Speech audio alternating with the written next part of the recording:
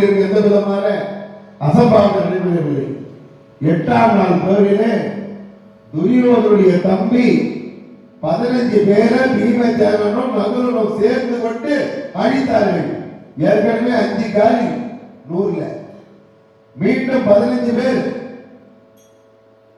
அந்த 8ஆம் நாள் போரிலே பகவான் பார்த்தார், இந்த நல்ல நேரம், அரவான் ஓடிவா, அரவான் தசைகளை அழுத்து அழுத்து காளிக்கு கொடுத்த தெய்வமே, காளிக்காக பலி கொடுத்த வீரனே, காளிக்காக பலி கொடுத்த தியாக செம்மலே, அர்ஜுனன் பெற்றெடுத்த கொலை கொடுத்ததே, வருக வருக, உனக்கு கொடுத்த சத்தியத்தை நான் வருகிறேன், இப்ப நுழைடா. 8ஆம் நாள் போரிலே வேகமாக உள்ளே வருகின்ற பொழுது அரவான் அழைத்து, அரவான் இப்பொழுது உள்ளே நுழைந்து ஒன்னால எவ்வளவு அடிக்க முடியுமா அடித்தார். எடுத்தான் அர்ஜுனன். தனது விஸ்வரூபத்தை எடுத்து அரவானாகப்பட்டவன் கையில் இருக்கக்கூடிய தண்டாயுதத்தை கையிலே வைத்துக் கொண்டு அடி அடி என்று ஆயிரக்கணக்கான லட்சக்கணக்கான பேரை அடிக்கலாம். அரவான் தசைகளை பலி கொடுத்தவன் அவ்வளவு பேர் அடிச்சான். அது மட்டும் இல்ல, நினைச்சான் அவங்க அம்மாவை. உடனே பாம்புகள் எடுத்துக்கிட்டான். ஏகப்பட்ட நாக பாம்புகள் கூட்டத்துல பூந்து வெடுக்கு வெடுக்கு வெடுக்கு வெடுக்கு வெடுக்கு வெடுக்கு வெடுக்கு எல்லாரும் கடிச்சுட்டான். அப்படி கடிச்சு கடிச்சு பண்ணிக்கிட்டே இருக்கும்போது விஷம் ஏறுது.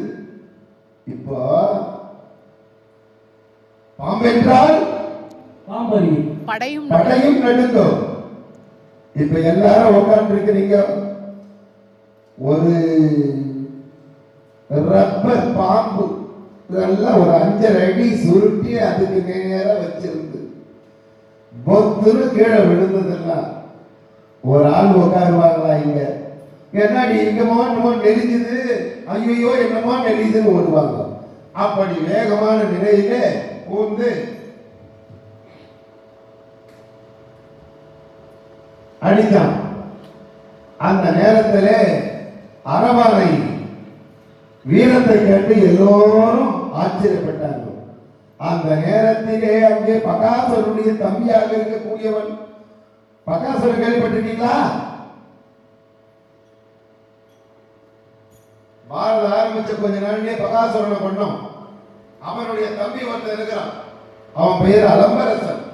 அவன் வந்தான், அரவான் உனக்கு பலி கொடுத்து உடம்புல சத இருந்து போயும் இன்னும் அடங்கவில்லையா, நீயா பாம்பு வேட்டை எடுக்கிறேன்னு சொல்லிட்டு அந்த அலம்பரசன் கையில ஒரு ஆயுதம் வச்சிருந்தான். அந்த ஆயுதத்தால ஒரு தட்டு தட்டும் அரவானுடைய தலை போய் கீழே விழுந்துருச்சு.